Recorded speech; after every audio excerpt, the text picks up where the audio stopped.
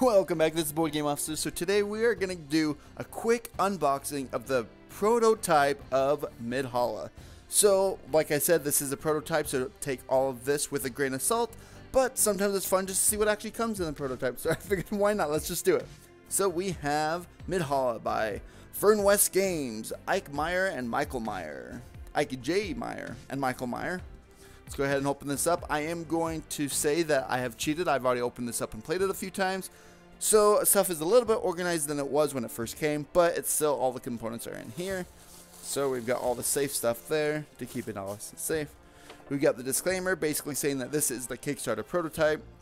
So take everything with a grain of salt. This is a quick overview of what the game is. Go ahead and pause the video here if you would like to read that. Basically just a quick overview, which I'll make another video more of what's going on here. So let's go over this. This is actually really impressive. This is the first time that I mean, I've only done a handful of prototype reviews and stuff, but these are the miniatures and they're actually painted. I've never seen prototype miniatures painted. They are resin, at least I'm guessing so, because there's already a few things broken, just like the short little handles. Like there's supposed to be an extra little handle that comes off there, but that's what you get with prototypes. Like that's nothing I'm worried about, that's totally normal.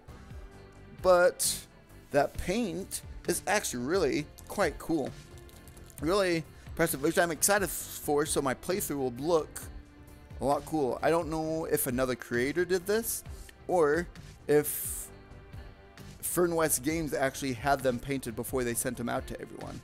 I'm not sure, because this does go on to Kickstarter in what, 3 days from filming this, so by the time I get this posted it might be just a couple days here. But the paint job is actually really quite impressive for a prototype, that's for sure. I mean, just in general, let alone for a prototype. I think that's super cool.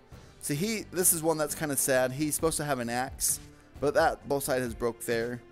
But I mean, you got all the little details with everything. Everything I feel like worked out very well with the painting and everything. This game is a dungeon crawler slash. Oh no. Oh no. Oh no. I just broke it as I was pulling this out. Oh no. Oh no. Oh, and her sword's gone. So sad. Maybe I'll try to glue that back on because she's actually really cool. So, as you can see, it definitely is not your high standard miniature that you're going to get with the game, but it is some pretty cool painting going on here. Anyway, so this game is a dungeon crawler slash tower defense game, which it's definitely more on the tower defense side than the dungeon crawler side when it comes to like tactics and strategies and stuff, which actually I really enjoyed. Well, I mean, this is not the review. I'll go more into my review here. I'm just getting stuff to talk about, but here we go. You've got these dice are mainly for trackers of everything, for health, some extra tokens. These are actually really cool dice. I haven't ran into exactly what these are for. I've used one of these, but they're actually really cool dice, especially for prototype. I don't know if these are just dice he had, or if those are actually dice that will come with the game, because those are actually, they're kind of fun. I like them. Got some tokens there. I really like this thing. This is something else that came with it. Once again, I don't know if it's from Fern West Games that actually sent it, or if it was another prototyper that bought this and then just put it into the game. Because I'm definitely not the first person to get with this prototype with a game coming up in just a few days. The campaign. We've got some more token trackers and everything here. Nothing too exciting or different than a lot of other games, right? All the good fun tokens. We've got the map tiles here. These map tiles actually really aren't bad at all. They got some pretty cool art here.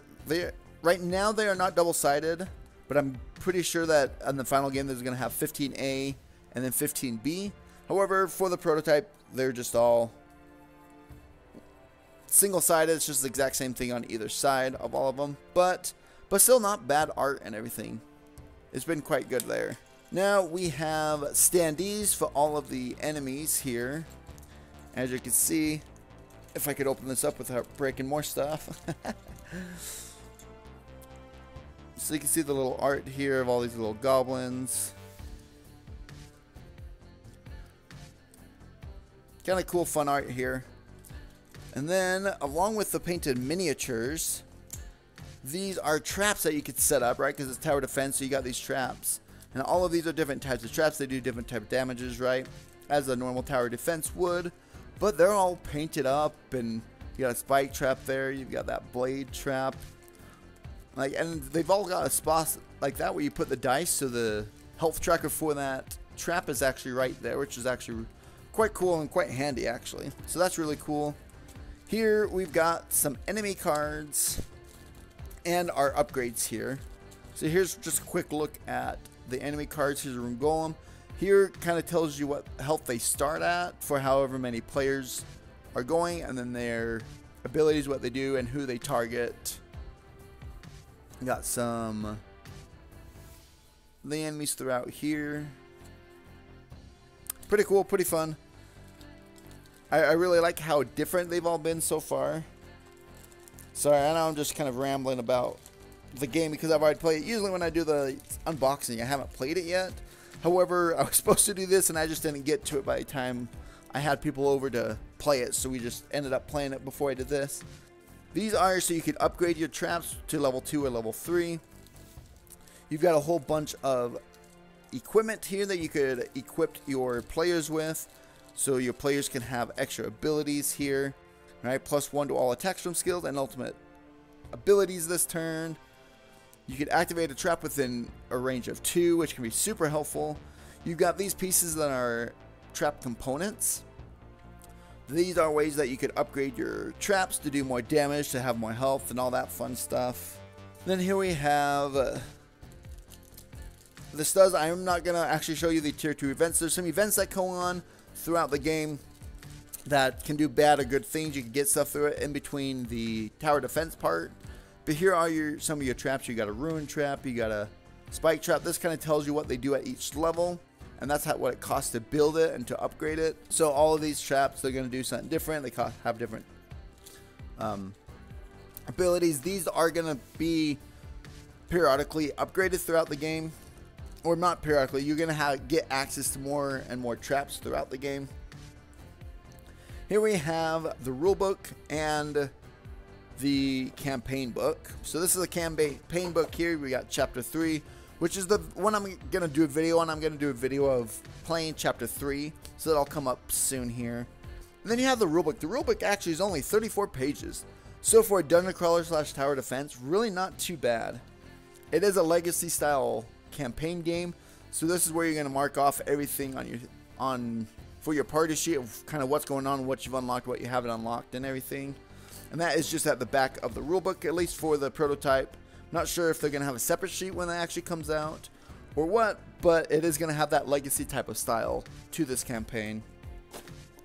And now here we have the heroes. So it's actually pretty cool. These heroes have 2 sides. So your black side is going to be your basic, the one you start out with. And then the red side is going to be your upgraded. It's going to have a lot more difficulty, not difficulty, but complexity to it, to the heroes.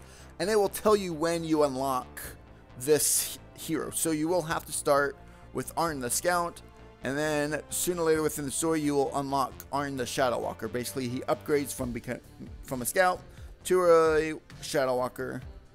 Then you got Tora the Hersire, who will upgrade to the Jarl. I'll be honest, I don't know what either one of those are. Then you got Harkin the Drenger, who then upgrades to Harkin the Huskarl. Once again, don't really know what those are. As names, I mean, the abilities were fun to play with. Then you got the Herbalist, which is like the healer, which that makes sense. And she will upgrade to the Shaman, which that's actually pretty cool. I think this looks like a lot of fun, these upgraded characters. I'm excited to see if we are able to play those within the prototype, which I hope we will, because it is a prototype, so hopefully they actually gave us those so we could actually play with them. And then you've got the quick phase, so you could go through this every time the exploration. So exploration is kind of your dungeon crawler aspect to the game, and then your combat is your tower defense part. Preparation, where you buy and prep for the tower defense, and then the rewards once you win for each one. It is kind of cool. Each chapter you'll actually go through these phases 3 times. So every time you go, you're going to explore further. That means there's going to be more enemies, and that way you're upgrading your character a couple times throughout each chapter there. And then you've got the big baddie. I'm guessing I have not fought either one of these big baddies here. So I'm guessing we'll get to one during chapter 3. I haven't played that one yet. I'll do it on camera for the first time just so you guys can kind of see how it goes. I mean, say that 10 times fast right there. Dorkwar Wrathclaw of Yarshathorn. Nah. And the Kobold King. I can say the Kobold King. That one's not too bad. And then this one here is your tower, basically. So these are your first 3 here. This is what you're defending. And you're going to have all your health right here in this area. And so you'll have that little D20 that counts the health there.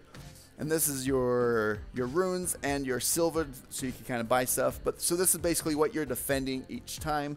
And then you'll kind of scout out from there. All right, and there you have the unboxing of Midhalla. Go ahead and stay tuned for both a how to play and a chapter 3 playthrough, and then I'll do a video on a kind of review of what I'm thinking about the game and how it goes after I finish chapter 3. And I will see you later.